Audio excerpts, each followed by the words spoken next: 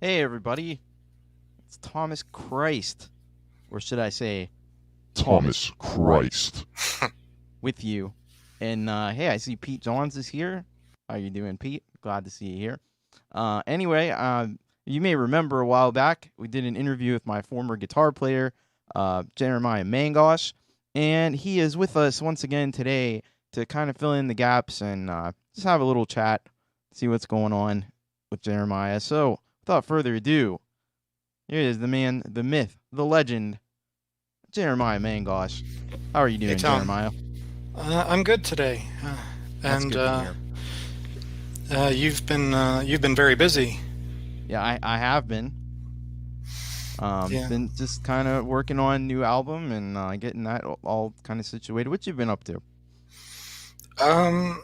Well, like I was telling you a couple of minutes ago, I was trying to build a pedal board for bass because I've been playing a lot more bass than guitar lately, and it's good to have all your sounds when you're trying to practice. You get used to manipulating them and seeing what works together.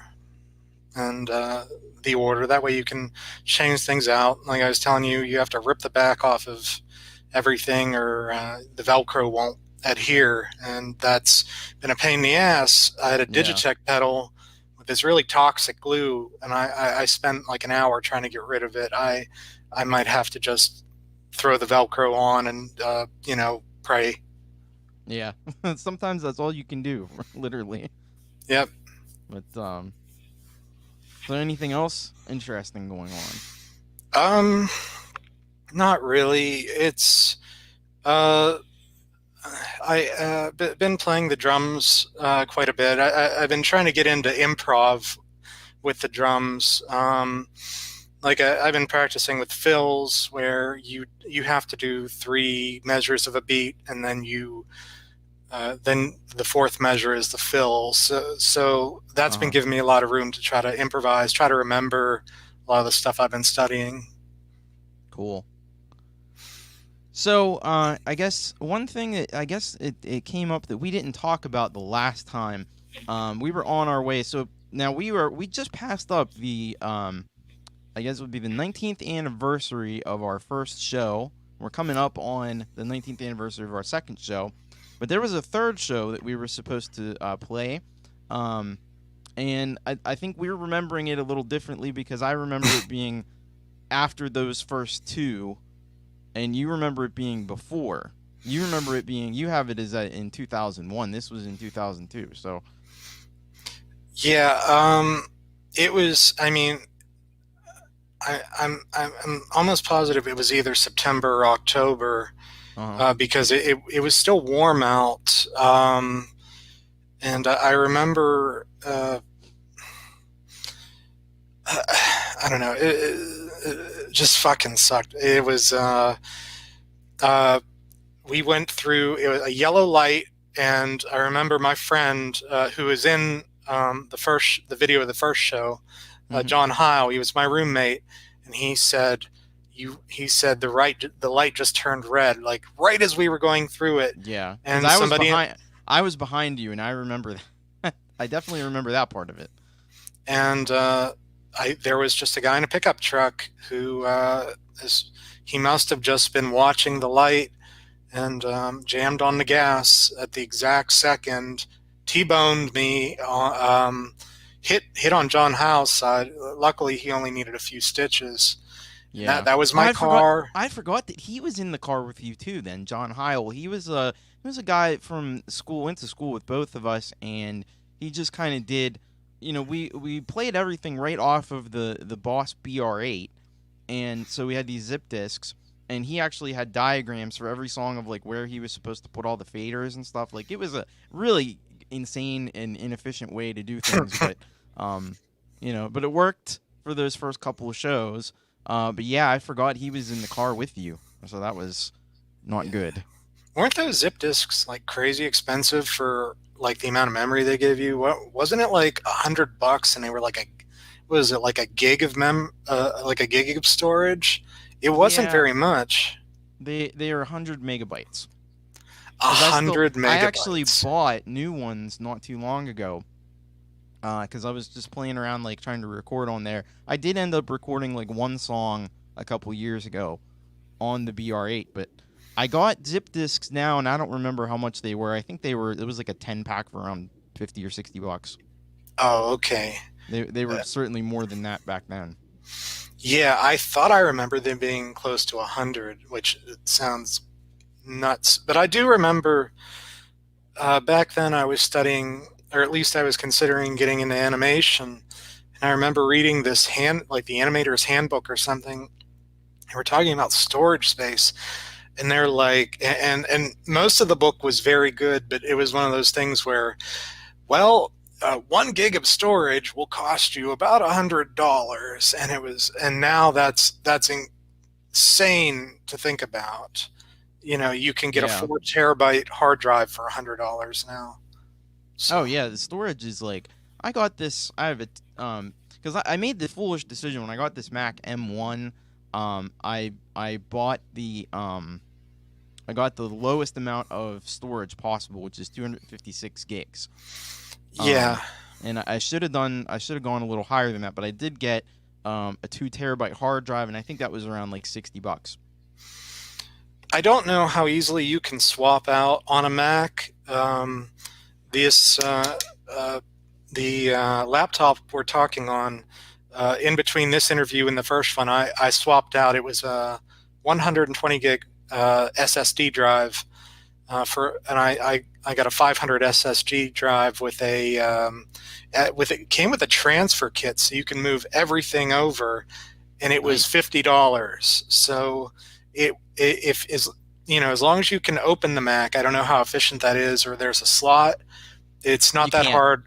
You Oh, can't. That's the thing about Macs. Like they have what they right. have, and that's it. The Pete is here, and he remembers zip disks. And yeah, Yeah. 100 megabytes was a lot because I had a computer in 1994, my very first computer my family got, and it sported a whopping, what is it like? I want to say no, it was 4 megabytes of RAM. I think Oh, wow. the hard drive was like maybe only like 400 megs. So Oh, that was like a standard hard drive at the time. And now we're talking about that in terms of, like a lot of, gigabytes, but sometimes even terabytes now. 1, 2 terabytes is not at all uncommon. no. Even that sampler that I got back, the cards, like the smart media cards for that, they're like 16 megs of memory, and I think those were like 15 or $20 a piece. So you Yeah. can't even buy them now. Like I looked them up on YouTube. I mean, not YouTube, eBay, and they're like $100 because it was a certain voltage. The original ones were a higher voltage. I think they operated at like 5 volts. Hmm. I don't think the 3.5 volt ones even work with that thing. So I'm praying that I still have a couple laying around that I remember buying to use in the sampler I just gave back to you. So Okay. a little tidbit about that Yeah. first show that didn't happen. I actually went around and put up posters right before that show, and it wasn't until like years later that I found this out.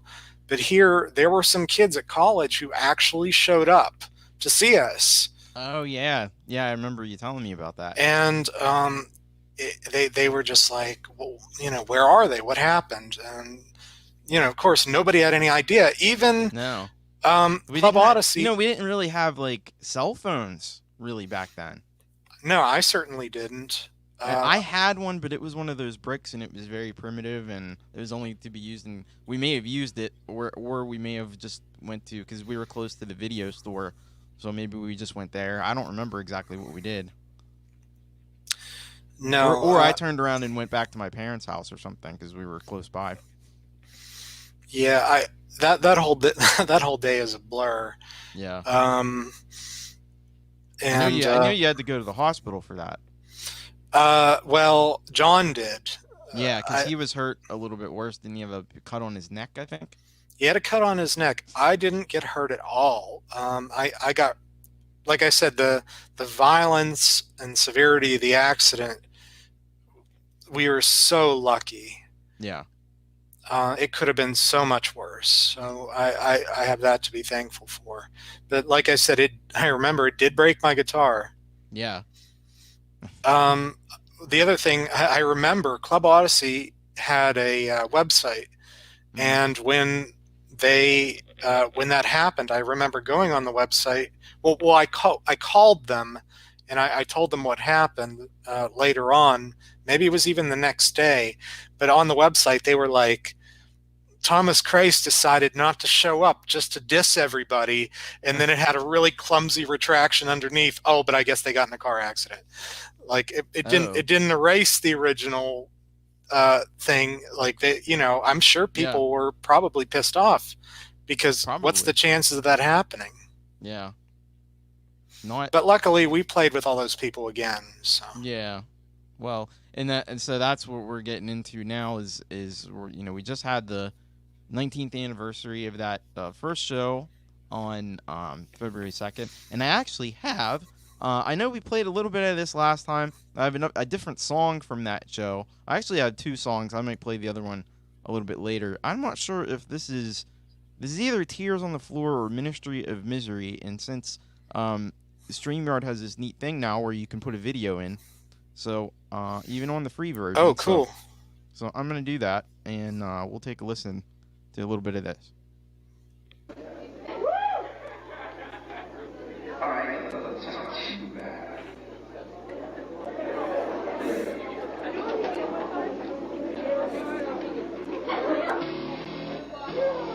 It's Ministry of Misery.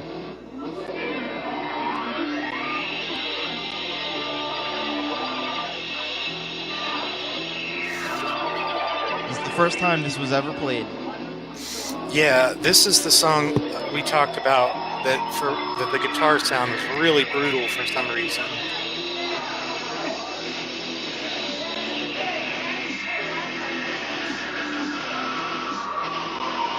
You can compare this to I just performed this on the live stream on Friday. Yeah.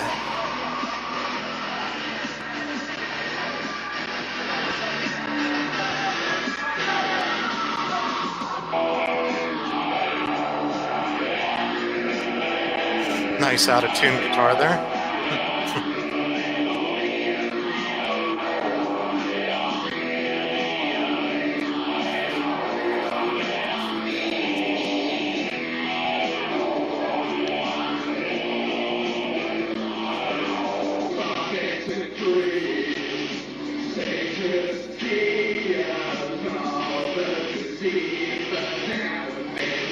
And I believe that was actually this Electribe sampler I was using on my vocals. Oh, okay.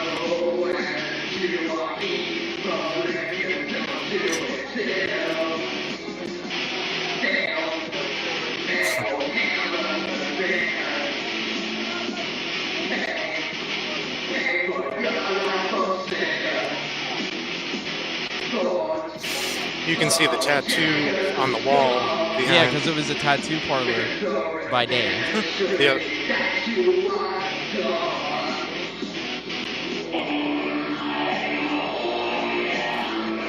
Nice smooth transition there.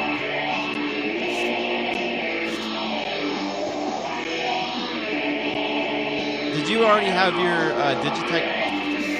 Yeah, that's where all the sounds are coming from. I had You a had it back then? yeah. I bought it. I worked at Sony the summer before that, and a lot of that, like $300 of that, went to get that Digitech. Okay. But yeah, I had a different sound for the verse, the chorus, and the bridge, and then you could turn them off and have a clean sound. Nice athletic jump there. Yeah. There's You're this tiny little stage in the background. No one used it. Like, you couldn't even fit on it. No, everybody played up to the front. I think it was more of a drum riser, I guess, than a stage. Yeah.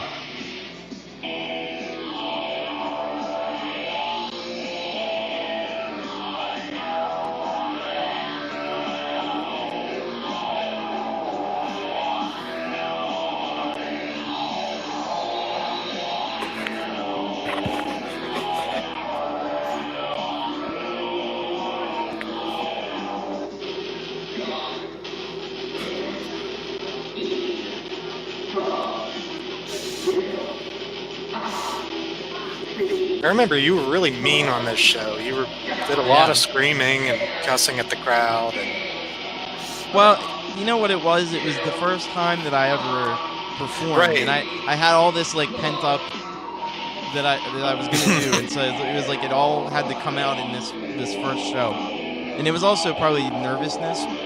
Oh yeah, I'm sure. I was nervous as hell, Oh yeah.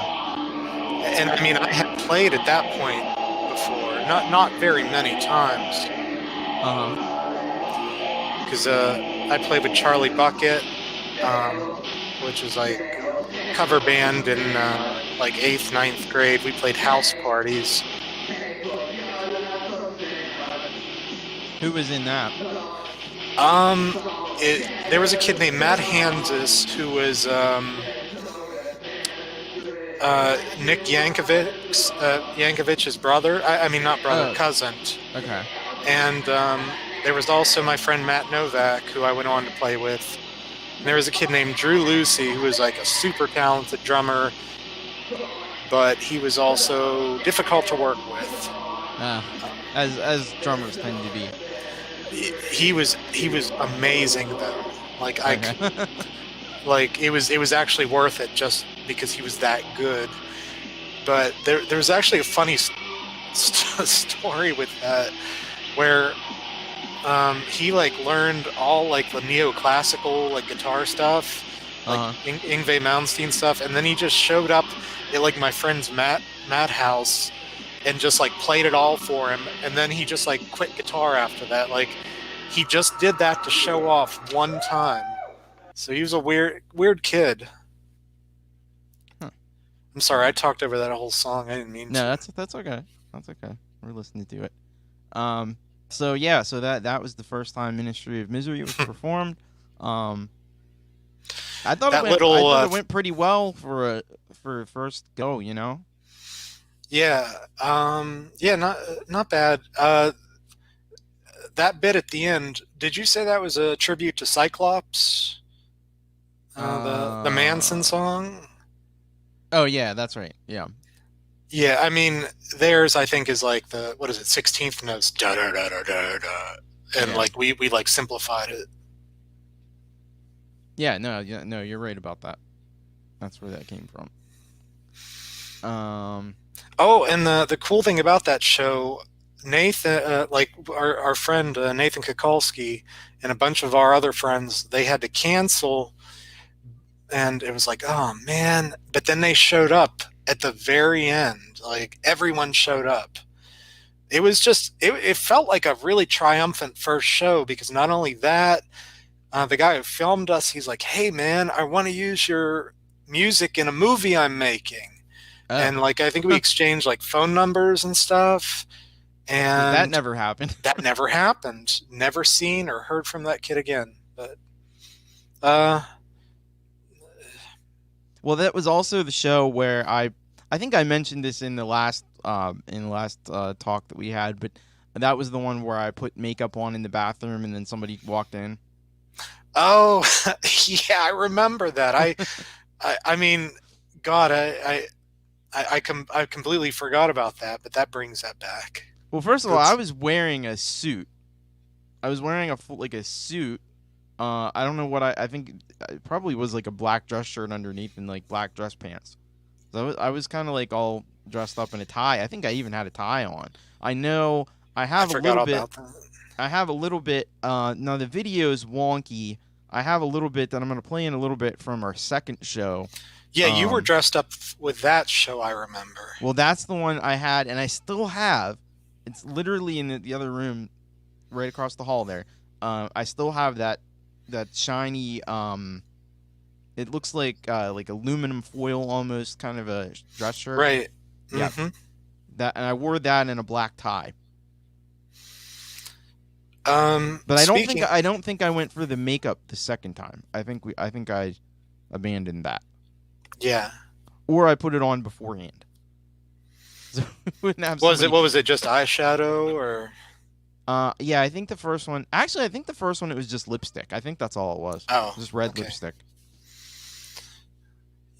Um, Actually, you were talking about wearing something. I had a question And uh, I was just thinking about this the other day. Do you remember? Do you still Uh-huh. have Thomas Christ merchandise?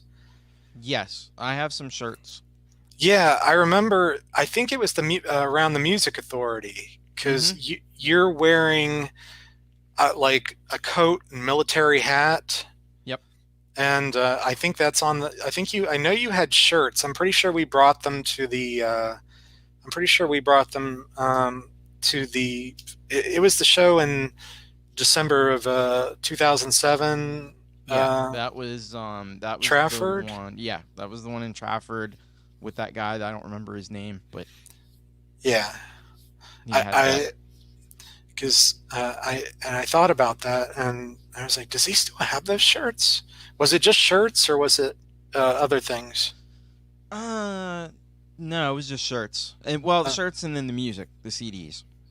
oh Which I yeah, still have some of those. They were like sampler CDs that I had put together or something.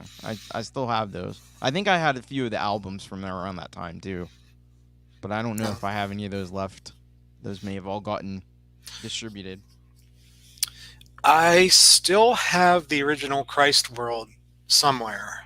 Uh huh. I have a few more. I think I have Music Authority. I know I have Wedding at Golgotha. Um, I'll have to dig those out. Well, now if you were watching the stream on Friday, that all that is the redone version of Christ World that I did. I redid the whole album in 2015. Yeah, I went back and I watched the stream, and like I said, you really you put these really big beats with Tears on the Floor. Like it Yeah. almost sounds like a club track now. And I actually really like your guitar work on. Um, you consider it the centerpiece of the album. When Our Blood Mixed. Yeah. Like, so Well, that's the one I think, and you know, people have said that they like that one. I think that's the one that would be if there was a single from that album, that probably would be it. yeah. Um, Tears on the Floor. Tears on the Floor would get like if there were two singles, then you would have Tears on the Floor probably be like the second one. Either that or Ministry of Misery. Probably Tears on the Floor though, because I think that one has more commercial appeal. I uh, I mean it's cool to have footage of the first show. I wish that somehow S&M Suicide Factory had happened. Like if we could have just played, even if it was just like a talent show or something, because we had that gathering. It was you, Yeah. me, and two kids from school, a talented guitar player named Jake Toth, and Ryan Leach, who I don't think he plays anymore, but No. they both play guitar. I played bass, and then it was just you and like a very distorted drum machine, like from a keyboard, I think. Yeah. And I still am going to see if I found that tape because it was really cool to I want have. to hear that tape. By the way, so we didn't really explain this. Before there was Thomas Christ, there was briefly another thing called the S&M Suicide Factory, and it was just basically like there was like maybe about 4 songs that I wrote, and there were 2 of them that we did together. One of them is actually like a B side now from the Christ World era, which Really? is yeah. Well, because I redid it around that time. It's also a B side. It was included in some versions of Final Repose, but the song was called "I Want to Kill Myself."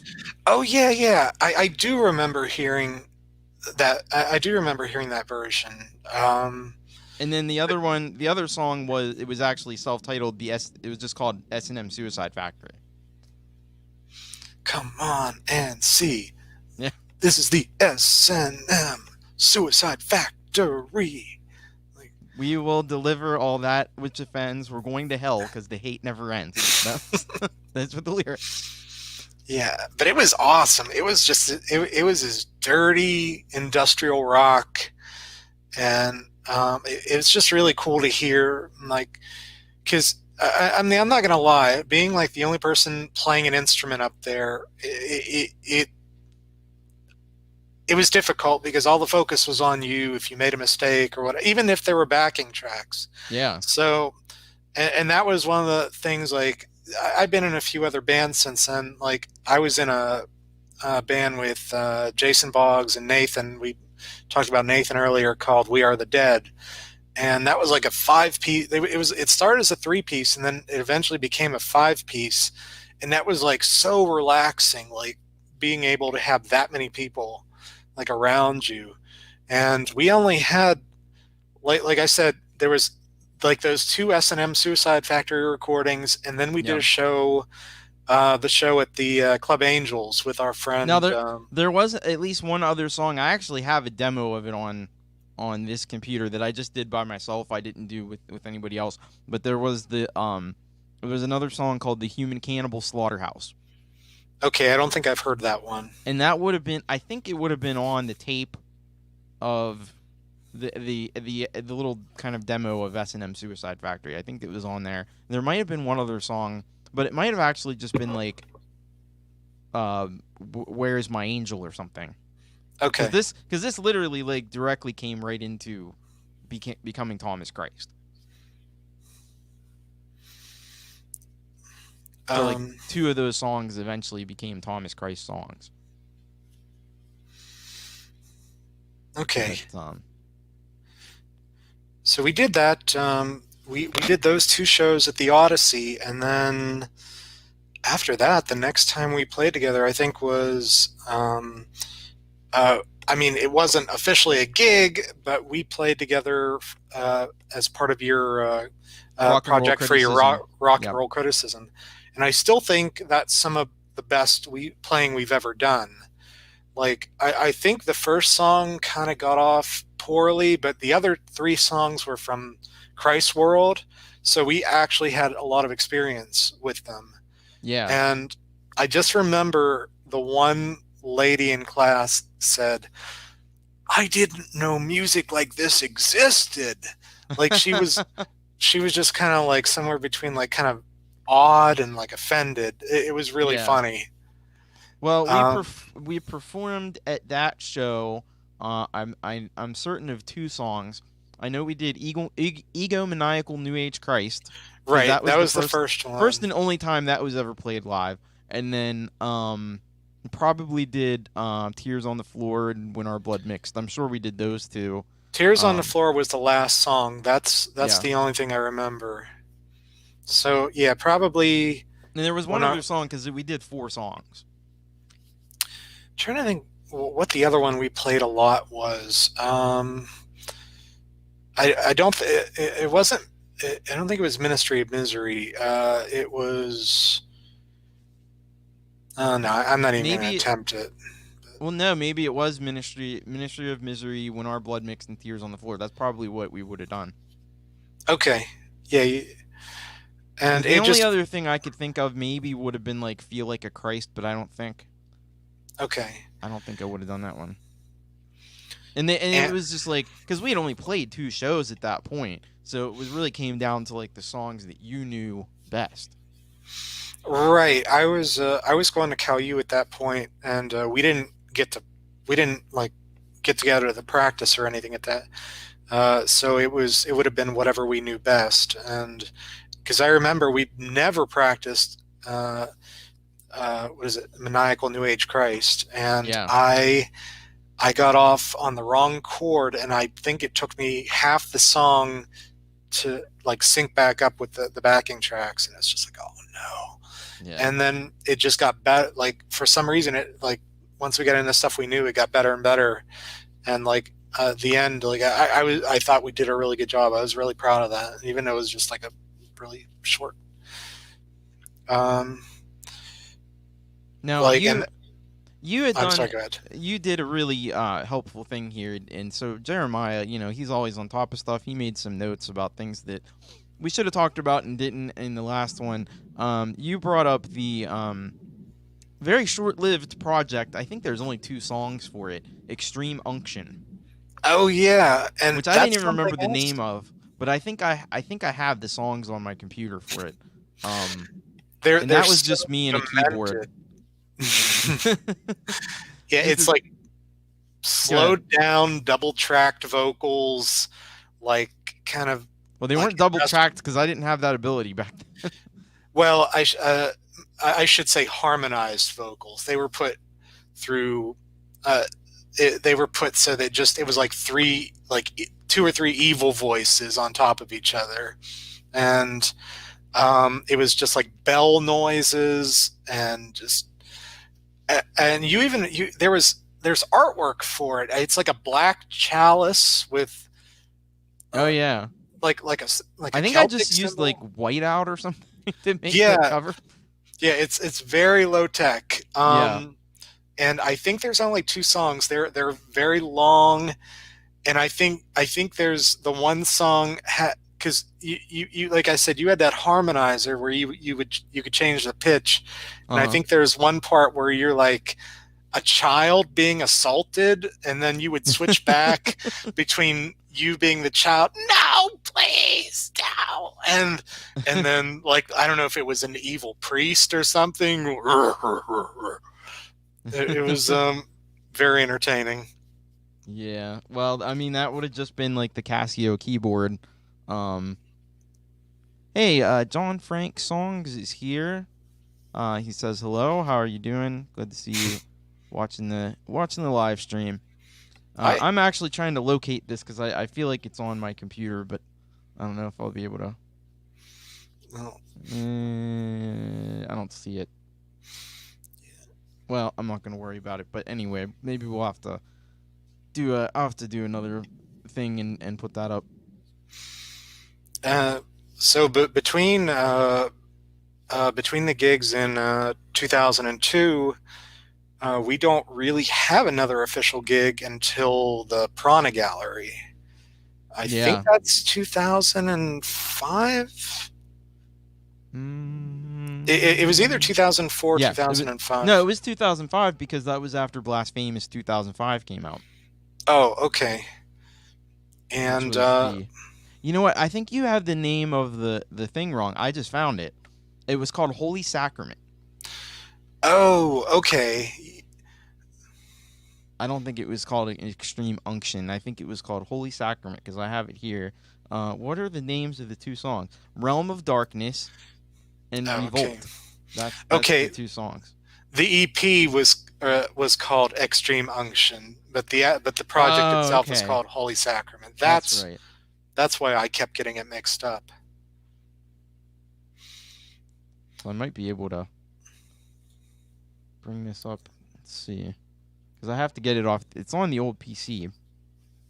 So if I just select those and I drag them in here, they're going to upload to iCloud Drive in a few minutes. We might be able to take a listen to some of these. Actually, now that I think about it, maybe not, but Oh, because I don't know if I'm set up to do that. I shouldn't okay. have even bothered to do that because I don't think I can do it. Anyway, well, but it was cool. So we did that. The next show we did that Piranha Gallery show. I don't know how much we talked about that one. We really didn't. It was. Were you friends with 6 gauge, 8 gauge syringe? So But yeah, before that, there is was that a there was a band called 8 Gauge Syringe, and I was friends with the guy who played keyboards in that band. His name was Twitch, I think. okay? Yeah, that sounds familiar. Twitch, something like that. Yeah. Anyway, but yeah, so they were doing a show there, and they invited us to play, and we had done these kind of small shows where we brought our own PA, and we hadn't really dealt with a PA system like in a venue before, so we really had no idea what we were doing, and we brought like stuff that wasn't really compatible with the, because I was told, okay, there's a PA system, so we don't need to bring our speakers and stuff. So I brought um like a CD player, Oh, like a okay. literal like physical like a boom box type of a thing. And I was gonna run a line out from that into the PA system. Well, you can't apparently we realized you can't just do that. So No. this may be useful for people like if you're going to play off like an iPad or something. Um, what you're going to need to do if you're going to go into a venue and you're going to play some backing tracks from a device or music from a device over the PA system, what you're going to have to do is you're going to have to get um, so you'll go out from usually it's like the 1/8 inch jack, you're a stereo jack. You're gonna go out from that. You're gonna need to split it into um, two mono, so one for right and one for left. Two mono 1/4 inch jacks. You need to go into two separate direct boxes, and then that'll convert it into XLR, which that's what they'll want to use in a venue. So That was the first. That was even like the first real stage we played on. It was. I remember but one we of all the. we almost didn't get to play because of that. And then what ended up happening was the whoever the sound technician had like a portable CD player, and he was able to hook it into right at the desk and play Oh, back the okay. tracks. And because of the way that they did that, like we had a really hard time hearing the music. So because we weren't really prepared and didn't know what we were doing, basically the show didn't go very well at all. But No, um, you remembered a lot more details than I did. mhm. I remember Dixik, uh, that guy in the crowd. He gave us one of his CDs, which I still have. Is just this very big guy who like we were like mosh to everything, and um, it was like dance music. That, and I just remembered like we didn't get like at first I didn't know if we were even going to get paid. It didn't. There wasn't like a lot of attendance. I finally just went in and asked for our money because we were promised a certain amount. Oh yeah. Um, but I mean, 8 Gauge Syringe was definitely the highlight of that show. They were really tight and professional sounding. I remember they covered Cowboys from Hell, Yeah. and they nailed that. So Well, they see the thing I remember about them was the lead singer had one of those Digitech vocal processors, and the vocal sounded really cool. did you? Is that you ended up buying one afterwards, or? I never ended up buying one, but I always wanted one. Oh, okay. It was just one of those little, it just looks like a guitar pedal, but it has XLR inputs. You put a microphone into it. Um, they were it was that one in particular. That model was purple. Um, I don't know. I really like the way it sounded though. I don't know if you remember or not. Um, Again, like it's pretty.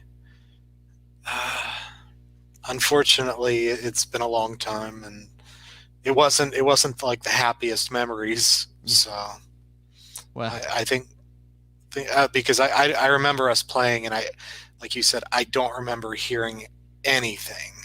hmm It it was it well, was it was just like. we had a couple songs that went well. Um, First of all, we did the Ministry of Misery was pretty good, and then the other one I did was one that I talked about on a recent live stream, which was Goth Girl, and that one was really good. Okay, I do remember playing Goth Girl. I think my bad memory. I think did you have a song called Liar Yes, or something? yeah, Yeah, that it one was. was really tricky timing wise.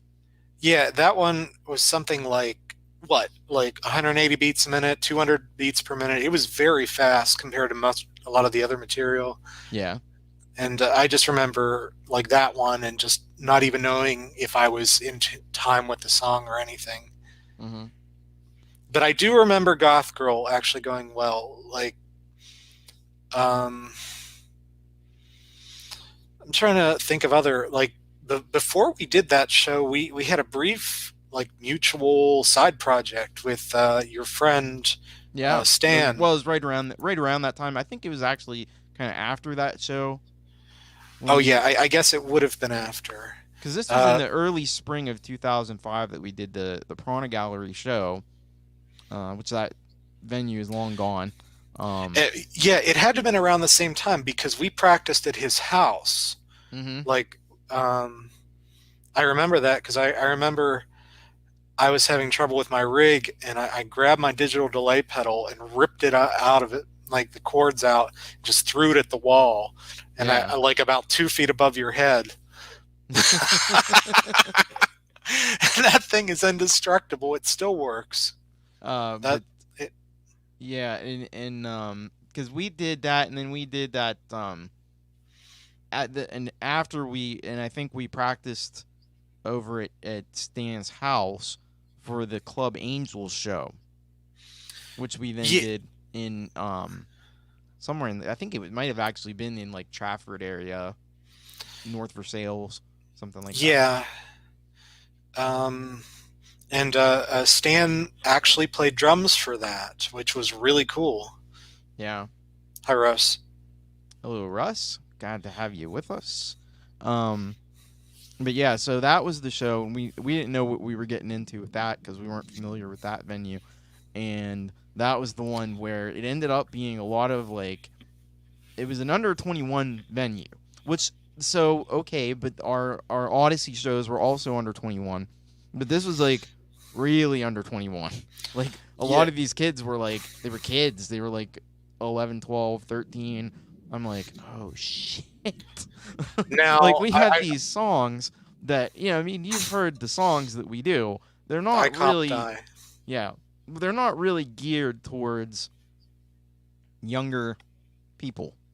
Exactly. Like maybe No, like older if you're it's PG-13 at a minimum. Um but anyway, and their parents were there too. And I'm like, "Oh shit." And we were going to do this song that I had called Die Cop Die, and we ended up that one got cut from the set list. We did everything else. That was bad enough, but we cut that one out. That one now maybe I was do want going too to. far. Yeah, I do want to emphasize they did not censor us. We did Yeah, self censorship. we didn't give them the opportunity to do. And that was a tough crowd. Yeah. Uh, That because by the way was the only show that we ever did with drums because we had that Stan guy. right. He played drums with us, and that presented some interesting problems because I think that when we actually brought our own PA system, I don't think they had one there.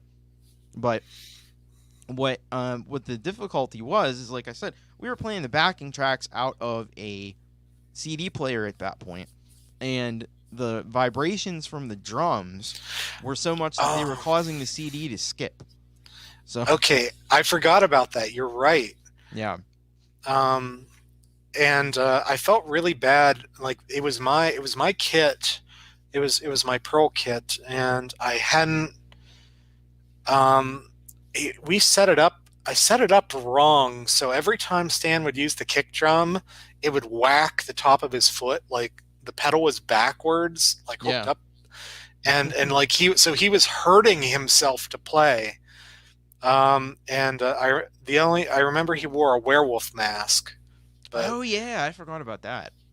yeah, Stan was a really cool kid. He was a bass player and a singer for this side project we did called Weep, Yeah, which was doom metal. And he had a huge, I don't remember what the brand of the bass amp, it was taller than he was. It was incredibly loud. And there was another drummer who was really good.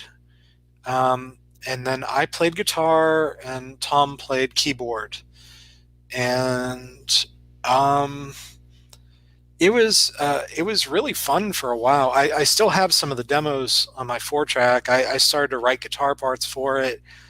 Like it was like it seemed like a functional band for a while, and then uh, Tom left for some reason. I think we were just having trouble finding places to put keyboards. yeah, And then I think we practiced a couple more times, and I just said, I can't do this. I don't. I think at that point I just didn't have enough confidence, and I was just like, I don't know. I know Stan really wanted to get, like, he loved Relapse Records, like, and he wanted to try to get he wanted to try to get a record out on them, and unfortunately, when I quit, that meant the drummer quit because I guess they'd had too many people like as a revolving lineup, and it just frustrated him. And I think he Mm-hmm. even like moved to Philadelphia. So I felt bad, like I fucked everything up in a way, but I Mm-hmm. was pretty fucked up back then. Like Yeah. I was not very functional as a human being back then. So what are you gonna do? Yeah. Well, did we ever talk about the next thing that we did? We played that ceremony gig. Did we talk much about that? I don't know if we did. Not really. What is it? The Pegasus Lounge is what it was normally called. Yeah, that was the venue, and then ceremony. What ceremony was for the longest time, and it used to be at a place called Club Laga, which was like a big, um, Yeah, I remember. alternative club, in Pittsburgh, but that closed, and then they just did they actually had stopped doing the goth nights on Saturday night, but they did like a reunion for ceremony, and we got invited to play as part of the bands that played there. There were a bunch of other ones, but um, yeah, that was Bone Basket was one of the ones, and that was when we played with Reinforced Yeah, was the other one.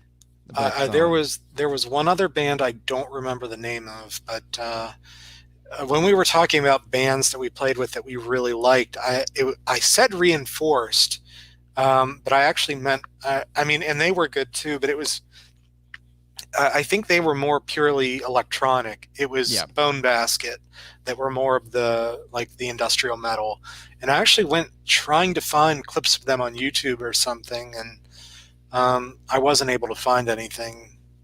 yeah, they're probably disbanded or something at this point. But Yeah, yeah, Reinforced was more like pure like EVM. and then we played with them again in 2007 or later that year, didn't we? No, I don't think we ever played with them again. Oh, We the one that we played with, um, I don't remember if they played on that show too. I want to say they didn't, but there may have been another show that was around that time that they did that we went and saw them. That was this Agnes Wired for Sound. that's what I'm thinking of. Yeah, Okay, that and that makes sense. Because I think they came late to the Trafford show. yeah, Like, they came. I think I or you or both of us had seen them recently at another place, and then they played with us at that Trafford show. That was the last show that the second to last show that we did. um, It was at that VFW. right.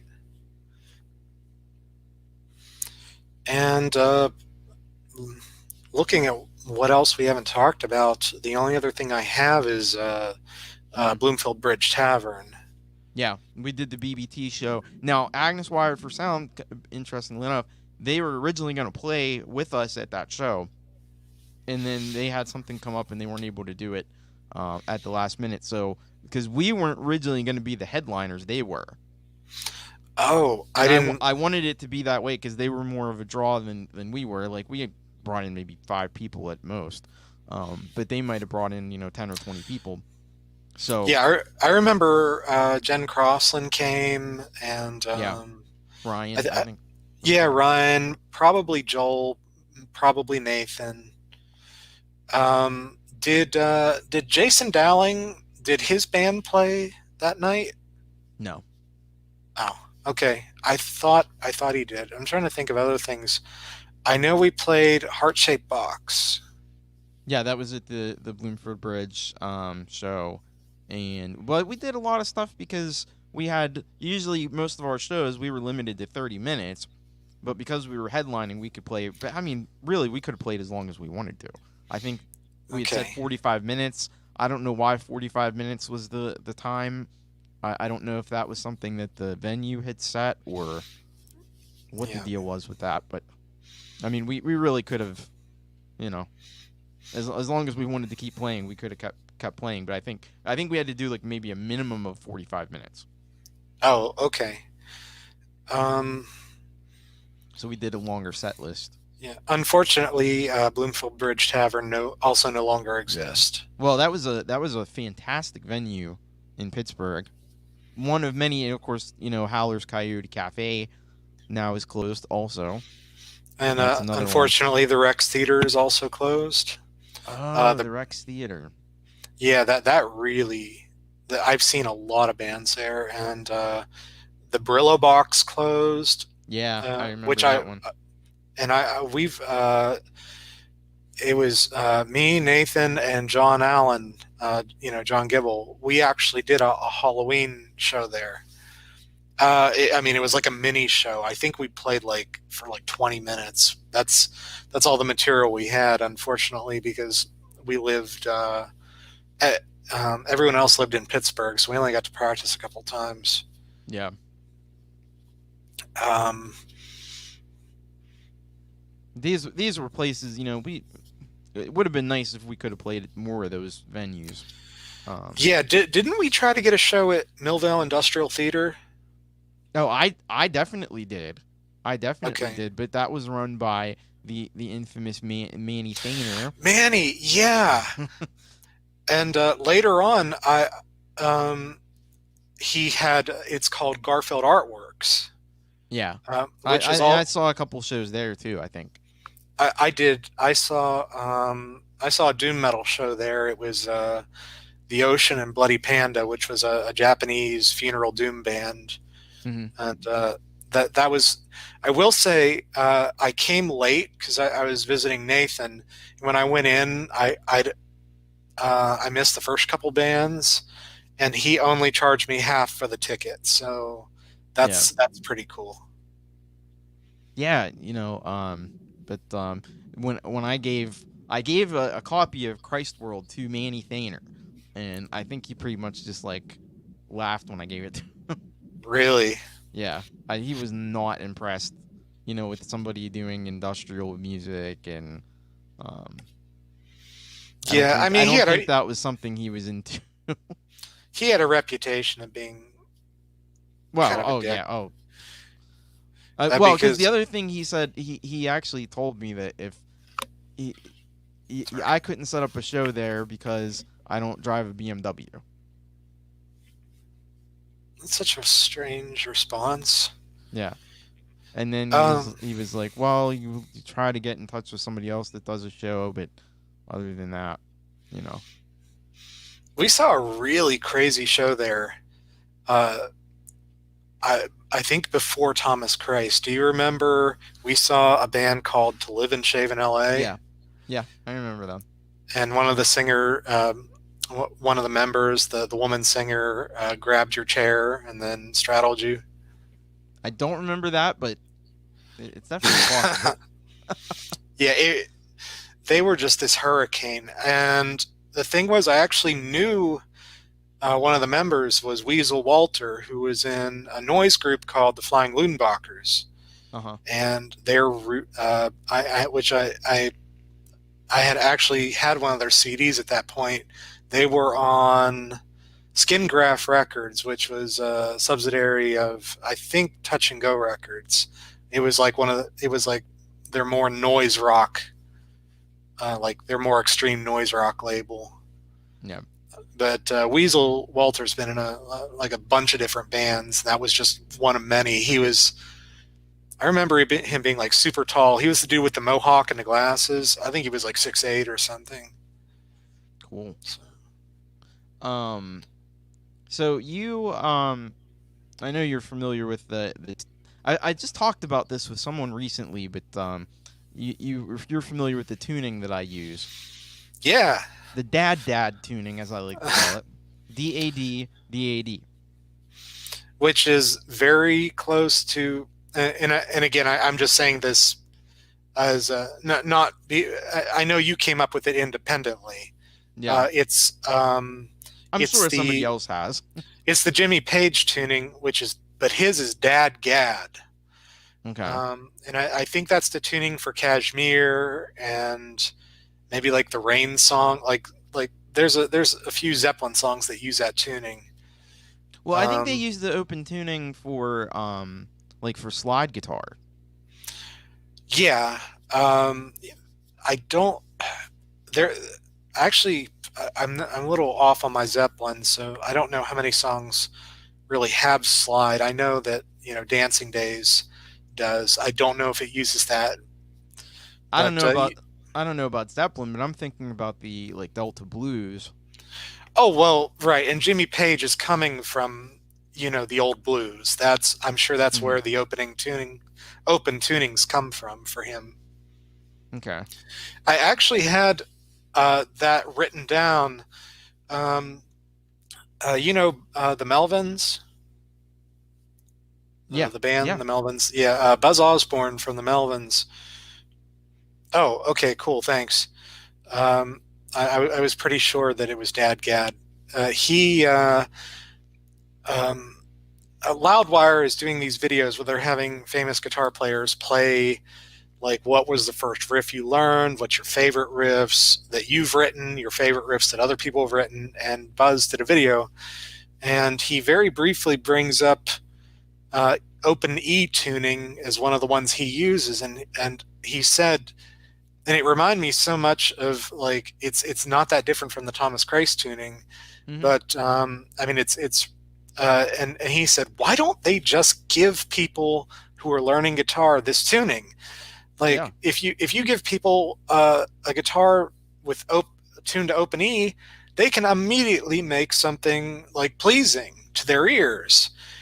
And then later on, they can learn the more difficult stuff once you've hooked them. Like in the beginning, it's just too hard to make. It's hard to make something that's like I remember getting a guitar and thinking it was the coolest thing in the world for the first 24 hours, and here I am 3 days later going, this sucks.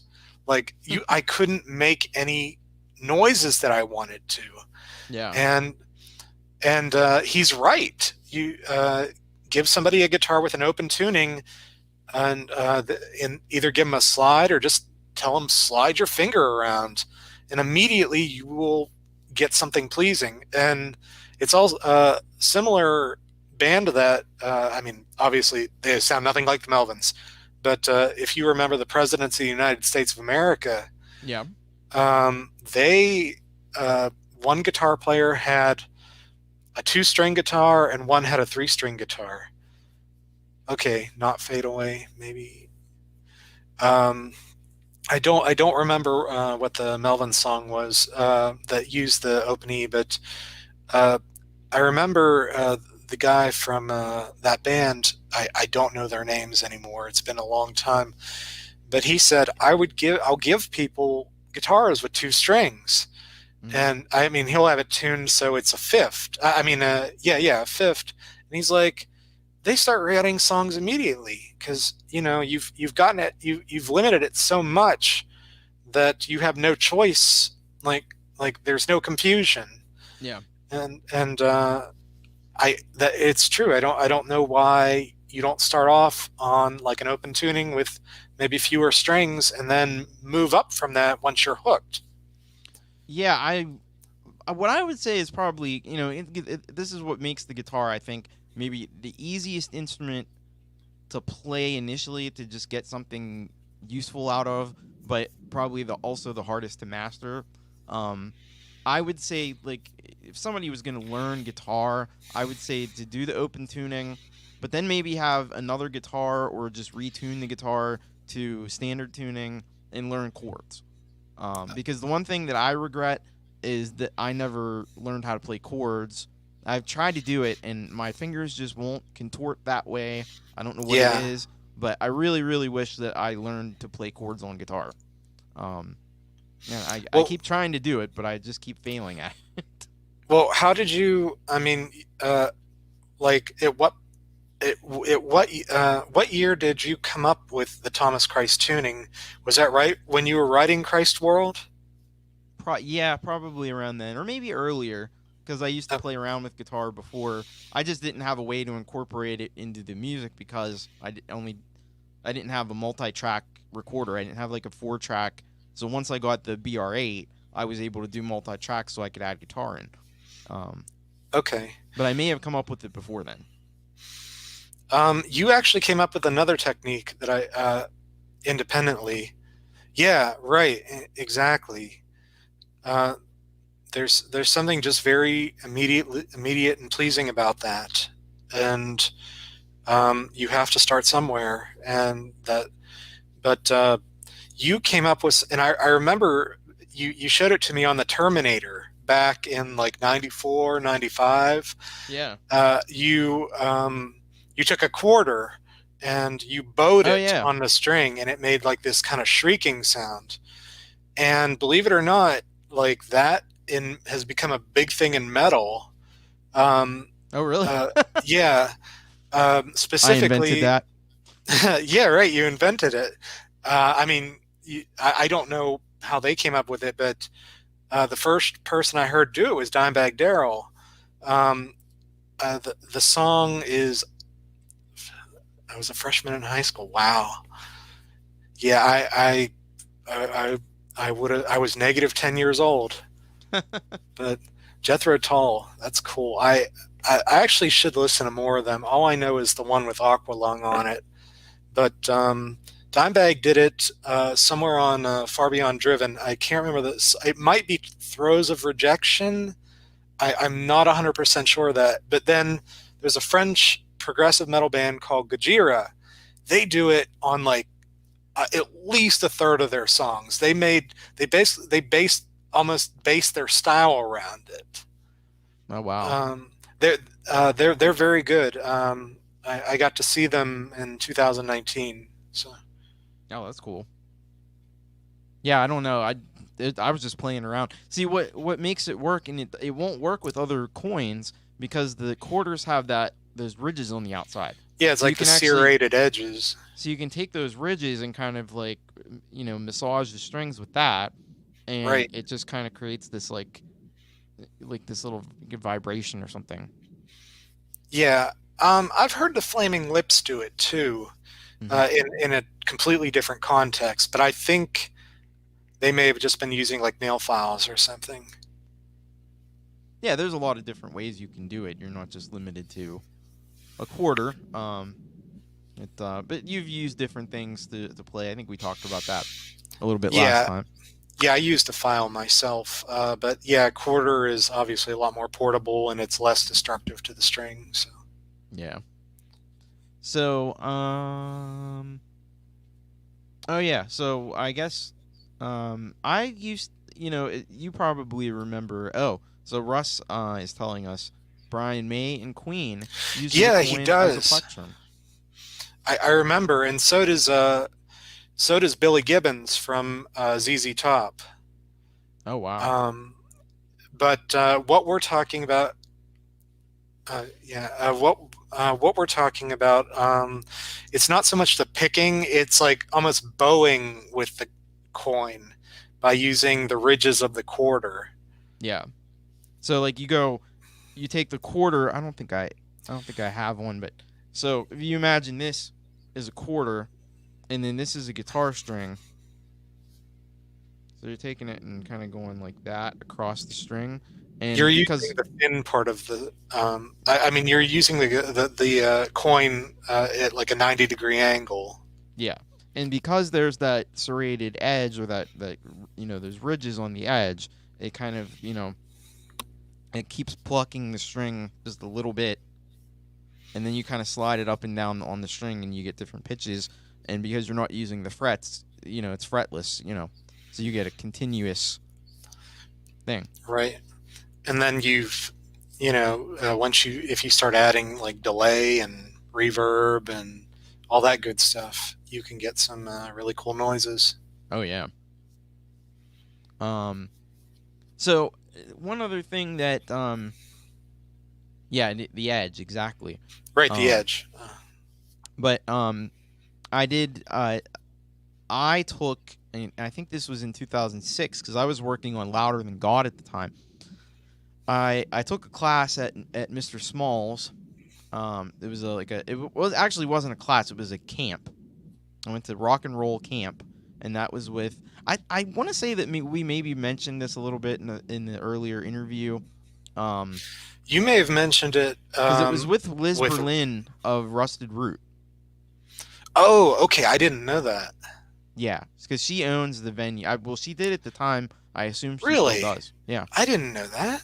yeah. She and her husband, I think, own it. Yeah, if anyone doesn't know, Rusted Root was a Pittsburgh group in the mid 90s that had a platinum album. Yeah, I think it was called When I Awoke. Send Me on My Way, I think is the name of the song. that's the one that if you've heard anything by Rusted Root, not terribly likely, but possible. That would be the song. I think it was in like a movie or something though. So Maybe. Brian Meckling brought it in. Believe it or not, in eighth grade, I had no idea who it was. He was ahead of the curve on that. quarter quarter of a chicken. Chicken. No, because I think well in Australia you don't have a quarter, so quarter is a just a currency, 25 cents. So it's a bigger coin, with the serrated edges on the side. And George Washington on the cover, I think. Yeah, George yeah, Washington on Washington. the front, and then the eagle on the back. So, but yeah, so I took that recording class or that with a rock and roll camp. Basically, got to record in be in a real recording studio. This is the only time I've ever been in a recording studio. Got to perform on the stage at Mr. Small's. Oh, I didn't know that. Yeah.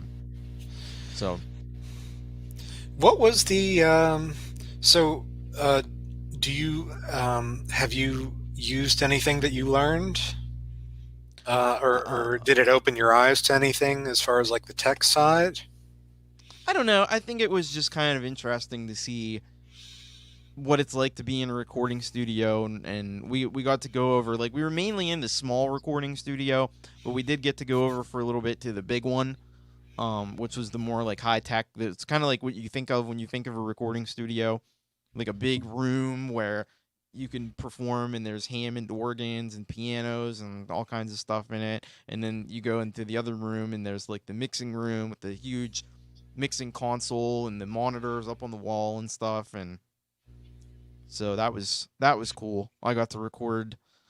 Actually, I don't know if I think I did some vocals in the booth. Did you get to use any of the organs or? No. Okay. No, because we only went over there Oh, very it's like a we tour. got like yeah, we got a tour of it, but we weren't we did most of the stuff in the small studio because I think they had artists booked in there and things. Okay. So Speaking of the recording, real quick, I just wanted to bring this up since we talked about him kind of for an unexpectedly long period of time the first time. yeah, Um, and we were bringing up Steve Albini.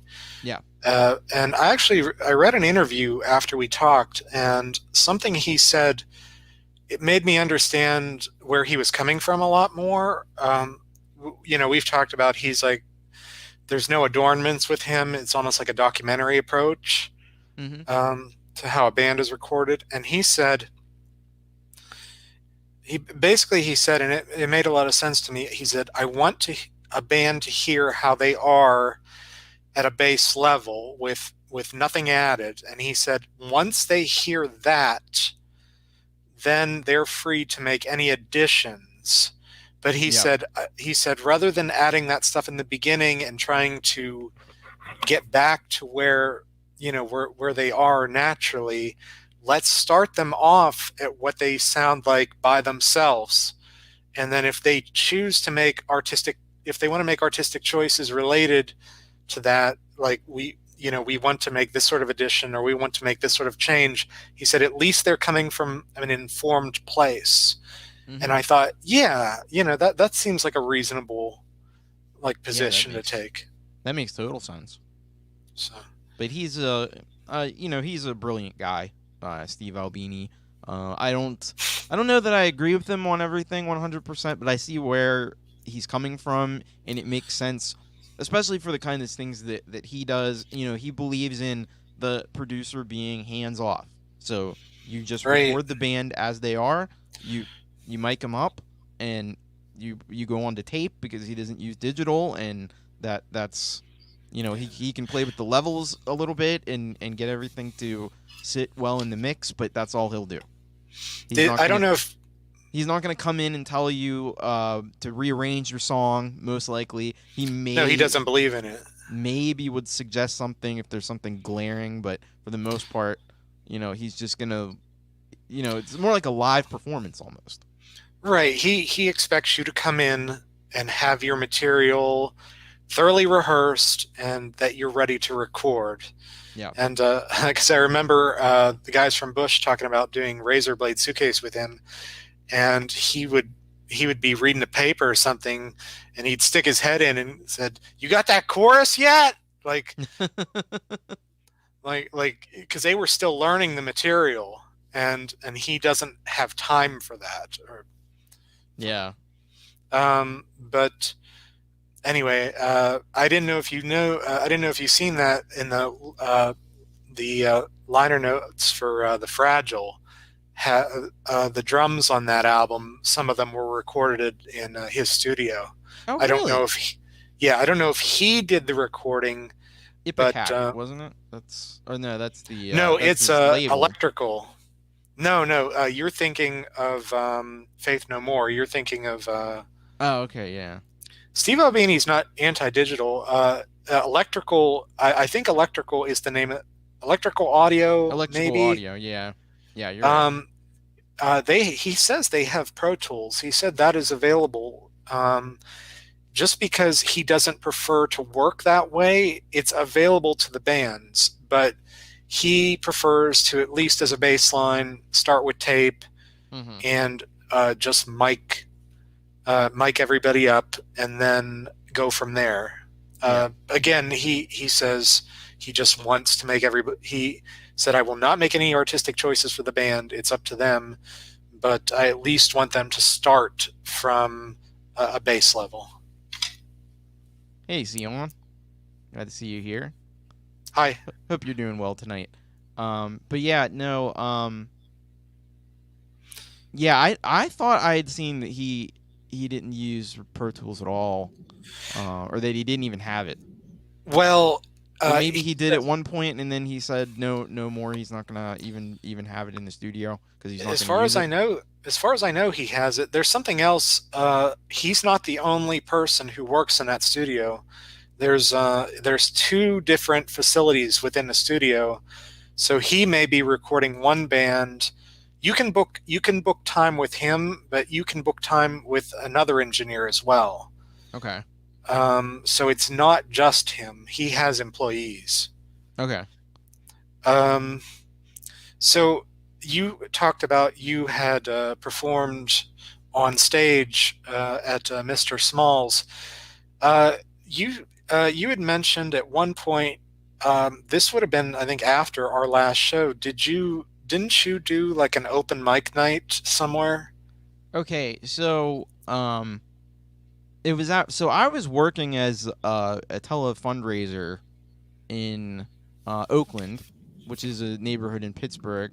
Um, but I had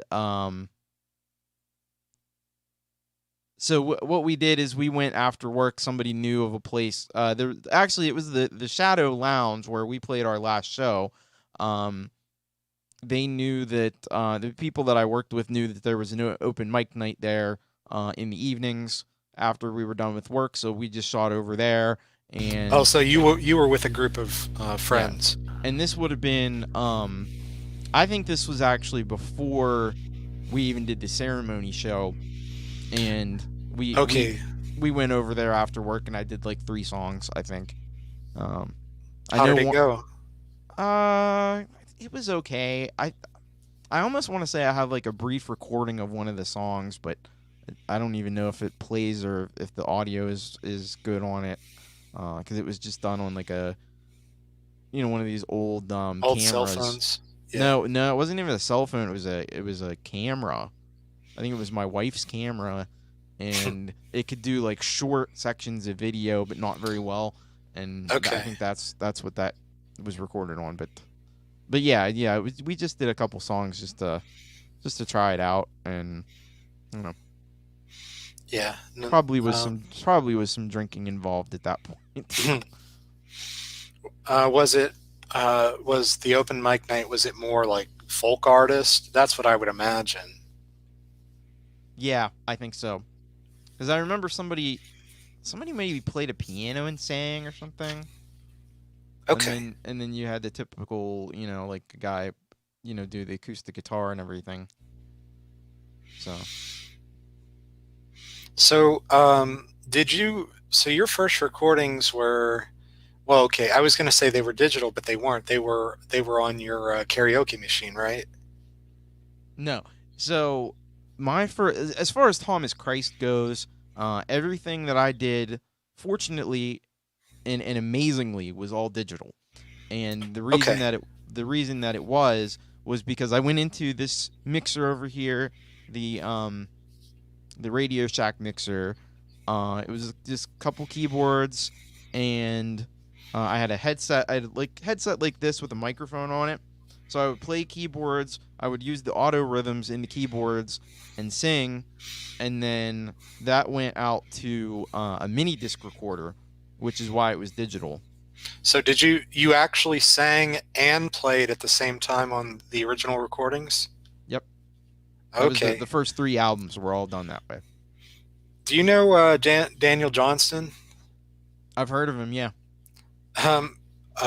Back when he started, because he was just making recordings in his parents' basement. He would tell people about his music, and he'd be like, "Do you want a cassette?" And they're like, "Yeah, okay." And he said, "Okay." He would go home and actually record himself playing his songs and singing at the same time. So every cassette you got was a totally new recording of those songs. yeah. Because he didn't, you know what I'm saying. It's not like he made a master copy and then made his copies from there. He'd go home and perform the entire cassette Hmm. and then hand it. So they're all unique. I'm kind of blown away by that. That's that's really cool. It's a good idea too. Yeah, I mean, now Takes it a would lot of effort. right, right. That's true. It would separate you. The reason I asked is because the first recordings I did, I got for Christmas in freshman year of high school. I got a cassette 4 track, Yeah. and that was my original recording. And I want to go back and kind of go through that stuff because I wasn't a very good guitar player back then, so it would need some editing. But I'd like to go back because I remember at the time I was like anti melody, like anti everything, like, and a lot of that guitar playing is like I had never heard no wave before, but that's what it is. A Yeah. lot of it, like that, it's just grating and like just ferocious. Like I don't know. Like now, like I know more about music, I could probably go back and harness that. Like some of that would probably sound really good if it's put in the right context. But I think I remember hearing some of those things, and I think I remember being really impressed with how good they were. oh yeah, I know I gave you some of them, but I kind of did you a disservice. Yeah, Daniel Johnston was something else. I need to listen to more of his stuff. I think the only album I've heard all the way through was Yip Jump Music. He was on the Kids soundtrack, which I bought, and it was Casper the Friendly Ghost, and that was the first time I heard it. It was like I think it was the original version and then a new version of it, and I just want to shout out that soundtrack for a minute because that's how I first heard of Slint. I don't know if you're familiar with them. They're a noise rock band. I think they were on Touch and Go, and the last song of that album was "Good Morning Captain," and that was one of the best things I've ever heard. Like I've gone back to that song over and over again. Sorry. Yeah, I Um, think the last I heard that I never heard their music, but the last I heard the name of the band was in an interview with Steve Albini. He was talking about it Yeah, he because I think he's recorded. really a big fan. Yeah, they only have two albums, but Spiderland is the one. I don't think he recorded that one. He recorded the first one, but the second album was recorded in his studio, I think by another engineer. Uh huh. Um, but yeah, really good band, and it's cool to get a soundtrack for one song and then just be introduced to people like Daniel Johnston and Slint. Just have no idea they even exist.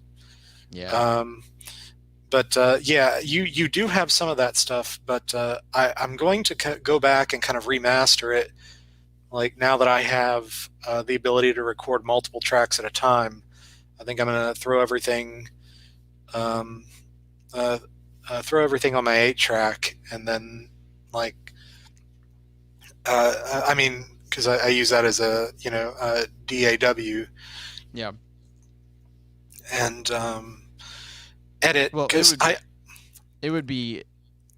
I think you would have a harder time than me doing what I do, which is like just to redo the songs. well, I mean, part of it is I want some of those guitar tracks I want to sample because like I just don't play that way anymore, and Yeah. because they were recorded wrong. I would take I had a Fender Princeton chorus, and I would take directly from the headphone jack and throw it right into the 4 track, and it's absolutely the wrong way to do that. Yeah. And uh, I didn't know any better, and I certainly couldn't afford equipment to do better. So It you're was just saying from the headphone jack of the amp, straight into right the into four the track. yeah. Well, So some of that's those sounds are just like brutal, like ice pick guitar sounds, and I'd like to try. And the other thing was, I put you in kind of a weird position giving you all that stuff because, like, back then, especially, I was not a very steady guitar player. So I'd be like, here, I named the guitar track, and maybe it's 2 minutes long, and maybe I play the riff 20 times on it, or 30 or 40 times, and I only play it right like 5 times. yeah. So there's a lot of suffering to go through if you actually want to hear what the riff sounds like. Well, that's awesome. Uh, I actually I'm kind of taking notes. I need to try doing that.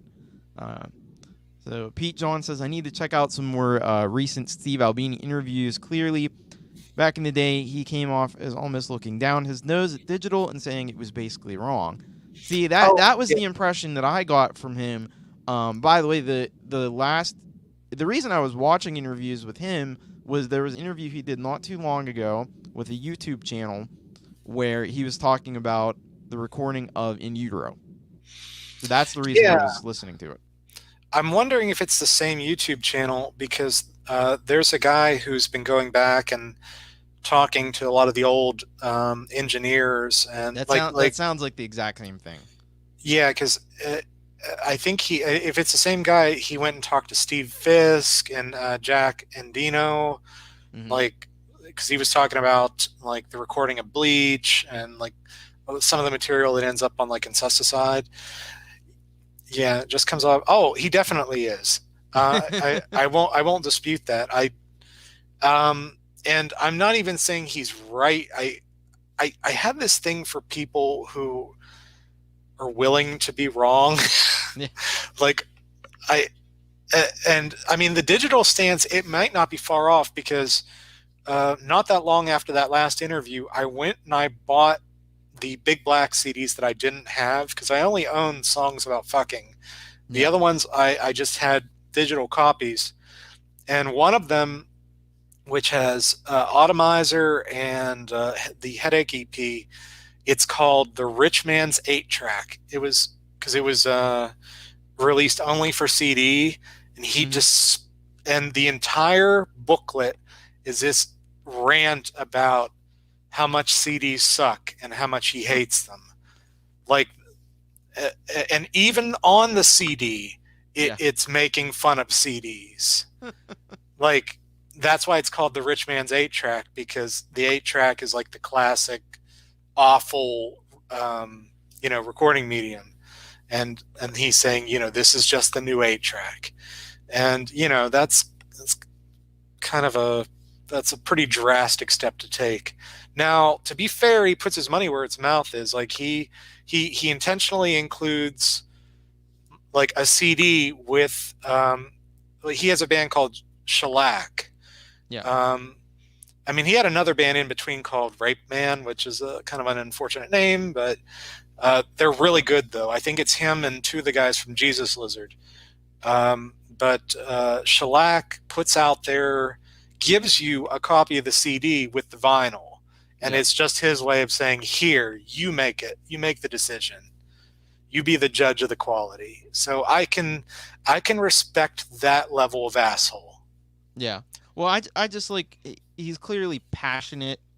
When he comes off as he's an artist and he's passionate about the art of recording, and Yeah. so that's why he does seem like an asshole sometimes. But it's because he's so passionate about what he does, and he just believes that the way that he does it is the right way, and the way that everybody else does it is wrong. So Well, I think that stuff is more him being like, I think he's softened a little around the edges now. He's not, I don't hear that kind of talk. It's not so much everybody is wrong. He's just like, you know what? This is the way I do it. Just it's almost like he just doesn't, it's almost like he just doesn't care. Like yeah. he has his way, and he's become a very good poker player. I don't know if you knew that. He actually No. won. He won a tournament a couple years ago and earned over $100,000. But he says Not bad. he's become a poker player. Like he kind of did it just by accident, because they would tour, and it's like, well, what is there to do after the show? Go find people to play, to gamble with. And he says it's actually become a significant portion of his income. Oh wow.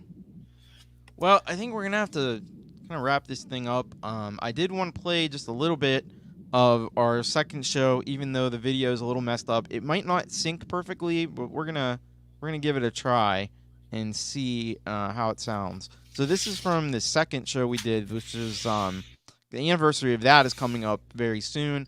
2 days after Valentine's Day, it was 2/16/02. So let's see what we can do. And this is all just one long video, so Oh yeah. that's when our blood mixed.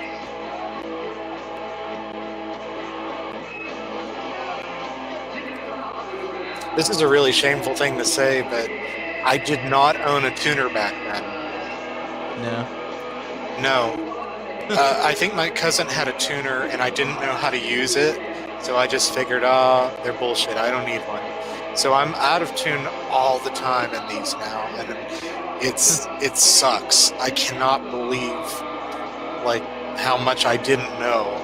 But your Digitech probably had a tuner in it. It did. I don't think I knew how to use it. Uh, And it's weird because I knew how to program that thing pretty well. Like I for some reason I never learned to use the tuner. I think maybe you would hold down a note or something. You had a way, I think. I mean, it's a lot easier now. You have Yeah. tuners on your cell phones. oh yeah. Mostly I see people with those ones that clip on the neck. Yeah, some of those are really nice.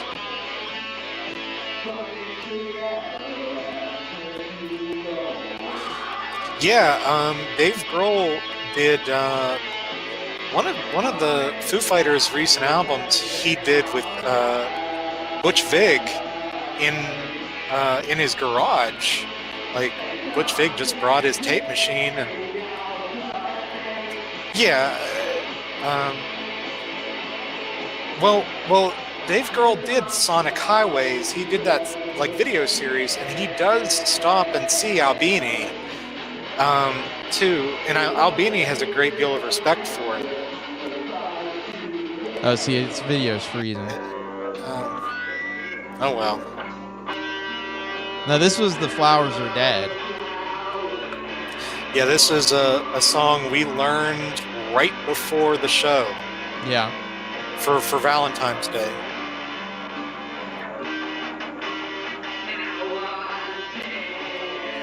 I think you played it, and I played along, and I just kind of came up with something.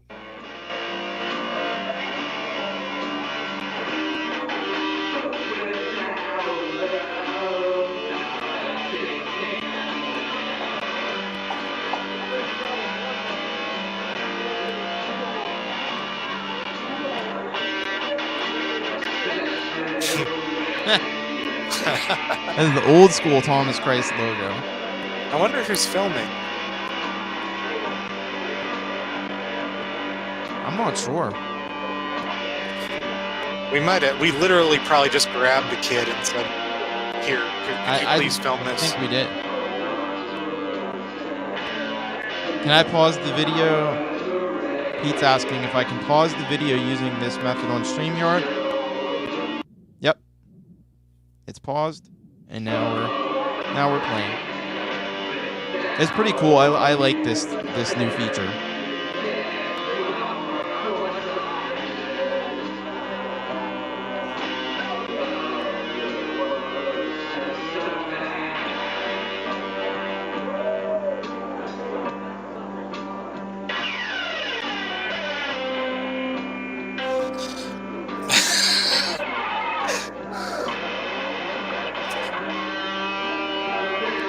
I think I miscounted when the chorus was coming in, and I thought I'll do this dramatic pick scratch right into it, and it's like, oh, we're not there yet.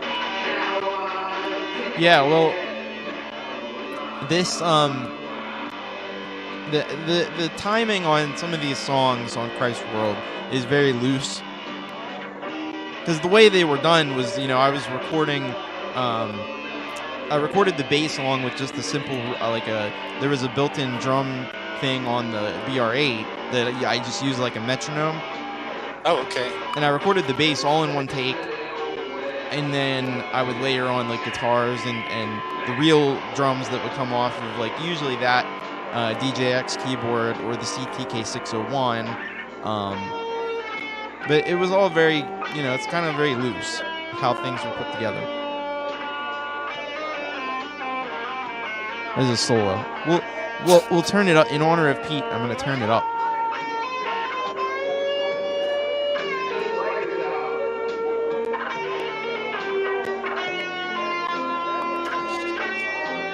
Some accidental Middle Eastern scales in there. Yeah.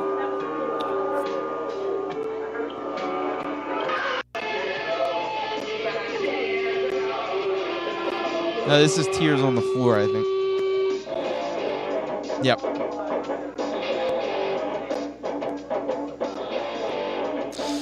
John being the hype man.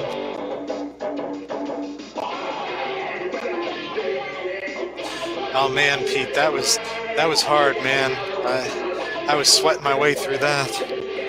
See, the joke with that is that Pete Johns has on his channel a show called Your Music Live on Fridays, and when he plays back people's songs, he plays back everybody's people that send in songs, and whenever it gets to a solo in the song is when he fades out.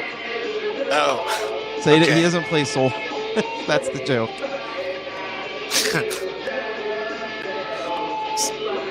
So what does he do when he gets a Steve Vai song? Well, that's the thing. Some people have gotten smart and they've made their whole song a solo. It's right from the very beginning.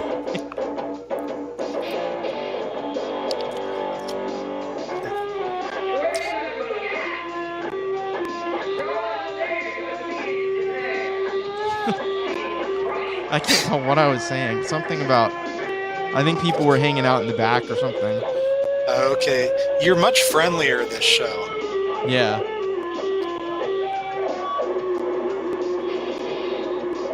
Well, also the other thing was, I think I was there to meet a lady. I think I was meeting a lady there or something. Oh. I know I Okay, did. I know I met somebody off the internet there that night. that's funny. I forgot about that. All right, have a I'd good been up. night, Russ. Okay, see you, Russ. I know I'd been up for 37 hours at this point because I know Oh, I'd stayed up the entire night before, um, like working the front desk at my dorm. damn. And that morning we went up to I don't know if you were there. John Gibble was filming a movie up at Nemacolin, uh, the caverns. Uh huh.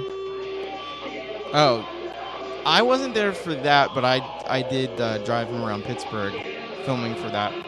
Really, I didn't know that. Yeah. John's a nice kid. I still keep in touch with him.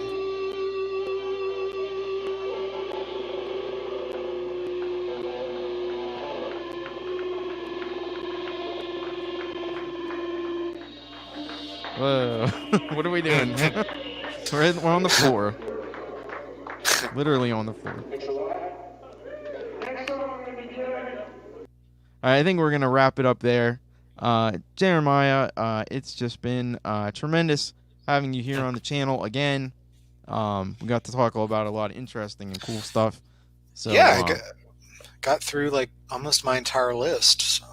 and I'm sure we'll have you back on again at some point in the future too. So, um, I think we're Okay. gonna wrap it up though for tonight. Thanks everybody for Pete and John, Frank, and Russ and Jade. Everybody that was out there listening, anybody that listens to this later on replay, don't forget to hit the subscribe button if you like the content on this channel, so we can keep doing more of it. And yeah, we'll see you real soon again.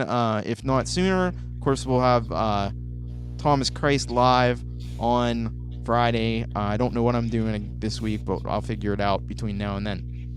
All right. Thanks, everybody. Thanks, Have a good everybody. night. Good night.